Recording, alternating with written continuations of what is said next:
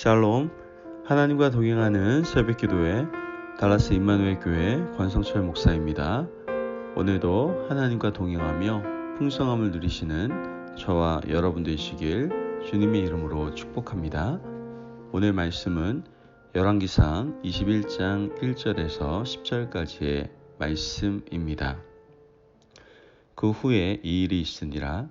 이스라엘 사람 나봇에게 이스라엘에 포도원이 있어 사마리아의 왕 아합의 왕궁에서 가깝더니 아합이 나봇에게 말하여 이르되 내 포도원이 내 왕궁 곁에 가까이 있으니 내게 주어 채소밭을 삼게 하라. 내가 그 대신에 그보다 더 아름다운 포도원을 내게 줄 것이요 만일 내가 좋게 여기면 그 값을 돈으로 내게 주리라. 나봇이 아합에게 말하되 내 조상의 유산을 왕에게 주기를 여호와께서 금하실지로다 하니 이스라엘 사람 나봇이 아합에게 대답하여 이르기를 내 조상의 유산을 왕께 줄 수 없다 하므로 아합이 근심하고 답답하여 왕궁으로 돌아와 침상에 누워 얼굴을 돌리고 식사를 아니하니 그의 아내 이세벨이 그에게 나와 이르되 왕의 마음에 무엇을 근심하여 식사를 아니하나이까. 왕이 그에게 이르되 내가 이스라엘 사람 나봇에게 말하여 이르기를 내 포도원을 내게 주되 돈으로 바꾸거나 만일 내가 좋아하면 내가 그 대신에 포도원을 내게 주리라 한즉 그가 대답하기를 내가 내 포도원을 내게 주지 아니하겠노라 하기에 때문이로다. 그의 아내 이세벨이 그에게 이르되 왕이 지금 이스라엘 나라를 다스리시나이까. 일어나 식사를 하시고 마음을 즐겁게 하소서. 내가 이스라엘 사람 나봇의 포도원을 왕께 드리리이다 하고 아합의 이름으로 편지를 쓰고 그인을 치고 봉하여 그의 성읍에서 나봇과 함께 사는 장로와 귀족들에게 보내니 그 편지 사연에 이르기를 금식을 선포하고 나봇을 백성 가운데 높이 앉힌 후에 불량자 두 사람을 그의 앞에 마주 앉히고 그에게 대하여 증거하기를 내가 하나님과 왕을 저주하였다 하게 하고 곧 그를 끌고 나가서 돌로 쳐 죽이라 하였더라. 아멘. 하나님의 말씀입니다. 여러분, 우리는 지금 마지막 때를 살아가고 있다고 해도 틀린 말이 아닐 것입니다. 이 마지막 때일수록 말씀을 가까이 하고 말씀을 듣고 또한 그 말씀에 순종하며 그 말씀을 지키며 살아가기 위해서 노력해야 되는데 현 시대의 모습을 보면 그러한 삶을 살지 못하는 크리스찬들의 모습을 우리는 쉽게 볼 수가 있습니다. 말씀의 순종은커녕 말씀을 듣지도 않고 또 더 나아가 말씀을 가까이 하지 않는 그러한 모습을 우리는 볼 수 있게 된다는 것이죠. 그러나 이 마지막 때가 가까울수록 우리가 반드시 행해야 되고 지켜야 될 사명이 있다고 한다면 바로 하나님의 말씀을 듣고 또한 그것을 순종하며 지켜야 될 바로 말씀의 파수꾼의 사명임을 우리는 다시 한번 기억할 수 있어야 됩니다. 이 말씀의 파수꾼의 사명을 감당할 때에 오직 하나님의 이름을 망령되이 일컫게 하는 것이 아니라 하나님의 이름을 영광 돌릴 수 있기 때문입니다. 오늘 성경을 통해서 하나님께서 출애굽하던 이스라엘 백성들에게 하나님 자신의 이름을 함부로 사용하지 말라고 하시는 것을 보게 되죠. 이 명령은 십계명의 세 번째 계명, 즉 내 하나님 여호와 이름을 망령되게 부르지 말라라는 그 계명에 잘 명시되고 있음을 우리는 알 수 있죠. 이 망령되게라는 말은요, 히브리어 샤브라는 말로 거짓되게라는 뜻이에요. 하나님의 이름을 마음대로 오용해서 입에 올리거나 인간의 유익을 위해서 함부로 사용하지 말라고 하나님은 이렇게 명문화된 법을 통해서 말씀하고 계시는 것이죠. 오늘 우리가 읽은 본문에 보면 하나님의 이름을 망령되게, 즉 거짓되게 부르는 부부가 등장을 하죠. 그 부부가 바로 아합과 이세벨입니다. 이 아합이 이 나봇이라는 사람의 포도원이 탐이 났던 것을 우리 성경을 통해서 볼 수 있는데요. 자신의 왕궁 곁에서 포도원하고 있는 나봇의 포도원을 너무나 갖고 싶은 거예요. 아합은 왕으로 많은 토지와 과수원을 가지고 있었음에도 불구하고 나봇의 땅이 너무나 좋아 보였던 거예요. 그래서 아합은 나봇에게 나름대로 합리적인 그러한 제안을 하고 있는 것을 우리는 보게 되죠. 2절 말씀을 보면 아합이 나봇에게 말하 이르되 내 포도원이 내 왕궁 곁에 가까우니 내게 주어 채소밭을 삼게 하라. 내가 그 대신에 그보다 더 아름다운 포도원을 내게 줄 것이요. 만일 내가 좋게 여기면 그 값을 돈으로 내게 주리라. 예, 지금 아합은 아주 괜찮은 합리적인, 어떻게 보면 충분히 이해할 수 있고 납득할 수 있을 만한 제안을 합니다. 땅과 땅을 바꾸자고 하기도 하고요. 더 좋은 땅으로요. 그것도. 만약 그것도 원치 않으면 돈을 줄 테니 팔라고 말을 하죠. 충분히 우리가 생각할 때 합리적인 제안입니다. 왕이 원하고 왕이 대가 없이 빼앗는 것이 아니라 땅을 땅으로 이렇게 대토를 하든지 아니면 돈을 줄 것이라고 제안했기 때문이죠. 하지만 이 왕의 제안을 받은 나봇은 이 문제를 다르게 생각하는 것을 우리는 보게 됩니다. 3절 말씀을 보면 나봇이 아합에게 말하되 내 조상의 유산을 왕에게 주기를 여호와께서 금하실지로다 하니 라고 말을 하죠. 지금 나봇이요 단호하게 거절하는 이유는요 자기의 불이익이 아니었어요. 이거보다 그 땅이 별로 안 좋아 보이는데 합리적이지 않은데 이런 이유가 아니었습니다. 지금 나봇이 거절한 이유는 레위기 25장에 나오는 율법 때문이었어요. 토지는 여호와께 속한 것이니 함부로 팔지 말라는 하나님의 율법 때문이었다라는 것이죠. 이스라엘 백성들에게 토지의 개념은요 개인의 소유가 아니라 바로 하나님의 소유였음을 우리는 잘 알지 않습니까?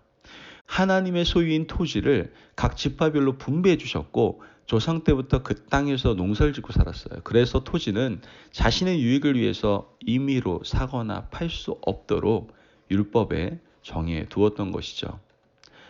아합 당시 하나님의 법이 모두 무너져 아무도 지키는 사람이 없었지만 나봇은 레위기 25장의 율법을 붙들고 있었다라는 것을 우리는 여기서 볼 수 있는 거예요.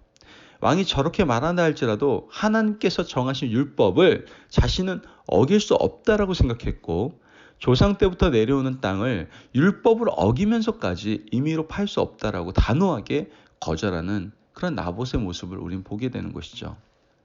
왕도 율법을 잘 아는 사람이었기 때문에 더 이상 말하지 못하고 어떻게 됩니까? 마음에 병이 드는 것을 우리는 성경을 통해서 알게 됩니다.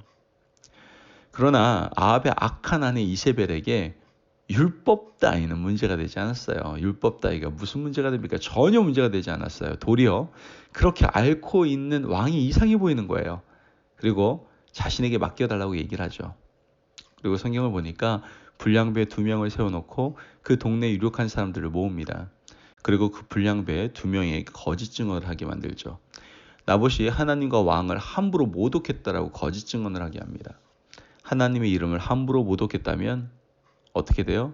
돌에 맞아 죽을 일이기 때문에 그렇죠. 10절 말씀을 보면 불량자 2사람을 그의 앞에 마주 앉히고 그에게 대하여 증거하기를 내가 하나님과 왕을 저주하였다 하게 하고 곧 그를 끌고 나가서 돌로 쳐 죽이라 하였더라. 여러분 지금 이세벨이 꾸민 일이 얼마나 무서운 일인지 아십니까? 이세벨의 흉계대로 나봇은 하나님의 말씀을 붙들고 지키고자 하다가 어떻게 된 거예요? 생명을 잃어버리게 된 것이죠.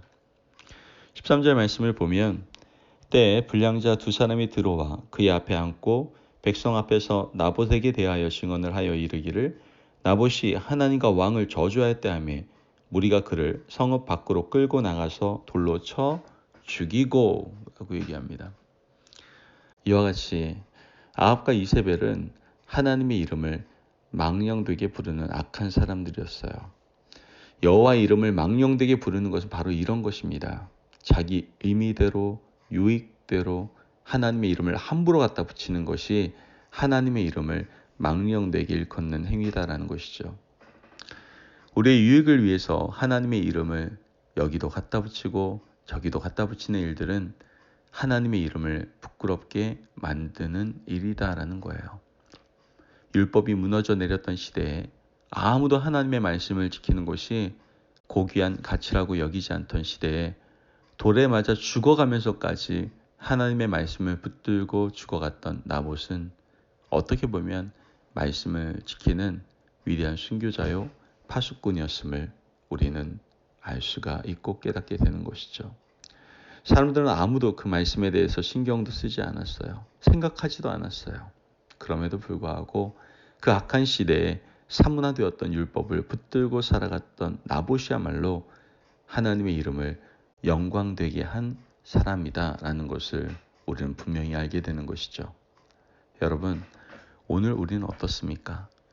하나님의 말씀을 붙들고 지키며 살아가는 사람이 드문 그러한 세대를 우리가 살아가고 있어요. 말씀대로 살려고 하는 사람은 어리석은 사람이라고 놀림을 받습니다. 시대에 뒤처진 사람으로 취급을 받습니다.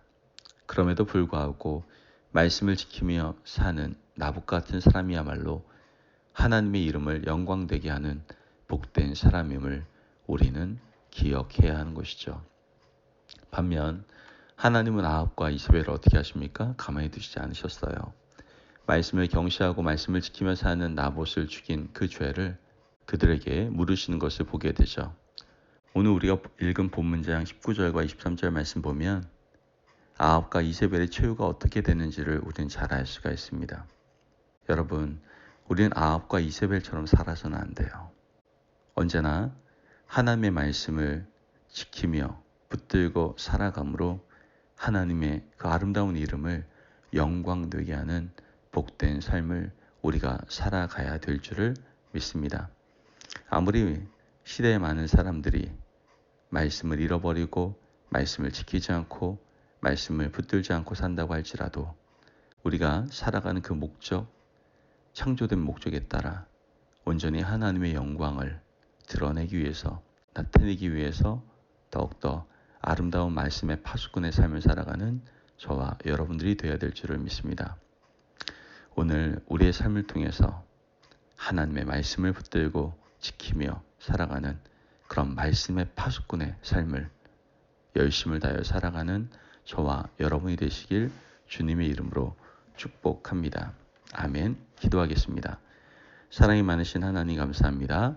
주님의 은혜 가운데 오늘 우리에게 이 마지막 때에 말씀의 파수꾼의 삶을 살아가라고 명령하시니 감사합니다. 하나님, 우리가 하나님의 말씀을 임의대로 가져다 쓰는 그런 아합과 이세벨 같은 악한 자가 되지 않게 하시고 나봇처럼 말씀을 붙잡고 살아가는 말씀의 파수꾼의 삶을 살아갈 수 있도록 주님 축복하여 주옵소서. 감사함이 예수님의 이름으로 기도합니다. 아멘. 오늘도 하나님과 동행하며 풍성한 삶을 누리시는 저와 여러분 되시기를 주님의 이름으로 축복합니다. 아멘. 여러분, 우리가 아무리 바쁜 삶을 살아간다 할지라도 이 마지막 때에 우리가 지켜야 될, 또한 반드시 감당해야 될 사명은 바로 말씀의 파수꾼의 사명입니다. 오늘도 하나님의 말씀을 붙들고 그 말씀을 지키며 하나님의 이름을 영광 올려드리는 저와 여러분 되시기를 간절히 바랍니다. 말씀 안에서 승리하십시오.